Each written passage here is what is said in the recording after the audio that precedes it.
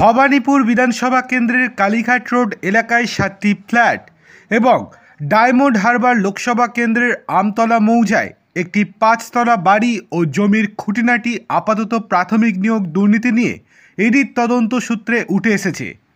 প্রাথমিক নিয়োগ দুর্নীতির টাকা রাজ্যের শাসক দলের প্রভাবশালীদের একাংশের নামের সঙ্গে যুক্ত লিপস অ্যান্ড বাউন্সের সংস্থার মাধ্যমে সরানো হয় বলেই ইডির তদন্ত সূত্রের দাবি। কালীঘাট এবং আমতলায় এইসব জমি বাড়ি ওই লিপস অ্যান্ড বাউন্সের মালিকাধীন বলেই আদালতে নথি পেশ করে দাবি করেছেন ইডির তদন্তকারীরা। ওই সব সম্পত্তির এখনকার বাজার মূল্য প্রায় 7.5 কোটি টাকা, এরকমটাই দাবি ইডির। আদালতে ইডি লিখিতভাবে জানায় এইসব বাজেয়াপ্ত করা হয়েছে। প্রসঙ্গত, মাসখানেক আগে বিচার ভবনে সিবিআইয়ের বিশেষ আদালতে ইডি 5ম সাপ্লিমেন্টারি চার্জশিট পেশ করেছে। সঙ্গে কয়েক হাজার পাতার নথিও জমা দিয়েছে তারা। ওই নথির 29, 30 এবং 31 নম্বর পাতায় ভবানীপুর বিধানসভা কেন্দ্রের কালীঘাট রোড এলাকায় 7টি ফ্ল্যাট এবং ডায়মন্ড হারবার লোকসভা কেন্দ্রের আমতলা মৌজায় একটি 5তলা বাড়ি ও জমি বাজেয়াপ্ত করা হয়েছে বলে ঠিকানা শুদ্ধ আদালতে জানিয়ে দিয়েছে তদন্তকারীরা। তবে ইডির এক কর্তার কথায় লিপস অ্যান্ড বাউন্সের হাত ধরে বেআইনিভাবে অর্থ বিনিয়োগের আরও সম্পত্তির হদিশ মিলেছে, তা বাজেয়াপ্ত করার প্রক্রিয়া চালু রয়েছে বলেও আদালতের নথিতে লিখিতভাবে জানানো হয়েছে।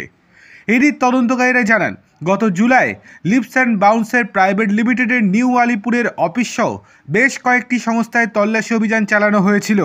তখন নানা সম্পত্তির দলিলসহ নথি উদ্ধার হয়। লিপস অ্যান্ড বাউন্সের অ্যাকাউন্টে জাল নথি ও হাওলার মাধ্যমে নগদ এবং বিভিন্ন ভুতুরে সংস্থার ব্যাংক অ্যাকাউন্টের মাধ্যমে টাকা জমা পড়ার তথ্য তখন উদ্ধার হয় দাবি ইডির। লিপস অ্যান্ড বাউন্স সংস্থা ওইসব টাকা পরপর সম্পত্তিতে বিনিয়োগ করে বলেও প্রাথমিক সূত্রে উঠে এসেছে জানিয়েছে ইডি। সূত্রের খবর, দিল্লিতে ইডির অ্যাডজুডিকেটিং অথরিটি লিপস অ্যান্ড বাউন্সের আর্থিক লেনদেনের সব নথি যাচাই করলে বেআইনি লেনদেন বা কালো টাকা সাদা করার বিষয়টি জানা যায়।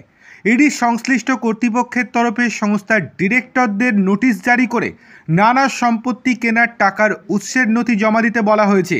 ওই সংস্থার 2 ডিরেক্টর অমিত বন্দ্যোপাধ্যায় এবং তার স্ত্রী লতা বন্দ্যোপাধ্যায়কে নোটিশ দেওয়া হয় বলেও তদন্তকারীদের সূত্রের খবর। কালীঘাট ডায়মন্ড হারবারের সম্পত্তি কেনার টাকার উৎস নিয়ে তখনই প্রশ্ন ওঠে। ওই সম্পত্তি কেনার টাকার উৎসের কোনো আইনসম্মত নথি সংস্থাটির তরফে কেউ পেশ করতে পারেননি এখনও, এমনটাই দাবি করছে ইডি।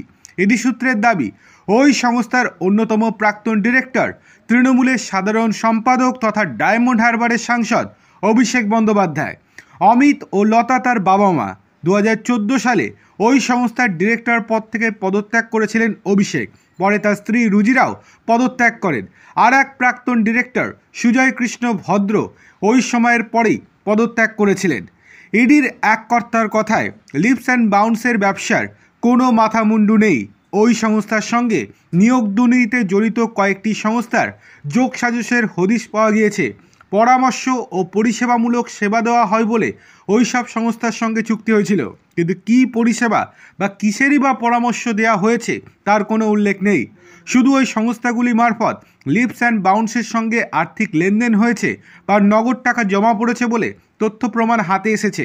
এরই 4র্থ ও 5ম সাপ্লিমেন্টারি চার্জশিটে এইসব লেনদেন সবিস্তারে উল্লেখ করা হয়েছে। ওই কর্তা জানান, শুধুমাত্র কাগজে কলমে নাম কোয়াস্তে রসিদ, ভাউচার এবং নানা ভুয়ো ট্রেডিং স্লিপ জমা দিয়ে কোটি কোটি টাকার লেনদেন করা হয়েছে বলে তথ্য প্রমাণ ও সাক্ষ্য মিলেছে। ইডির সাপ্লিমেন্টারি চার্জশিটের দাবি, প্রাথমিকভাবে 4টি সংস্থা থেকে বেআইনি লেনদেনে 2,83,26,000 টাকা লিপস অ্যান্ড বাউন্স প্রাইভেট লিমিটেডে জমা পড়েছে বলে নির্দিষ্ট তথ্য ও সাক্ষ্য প্রমাণ মিলেছে।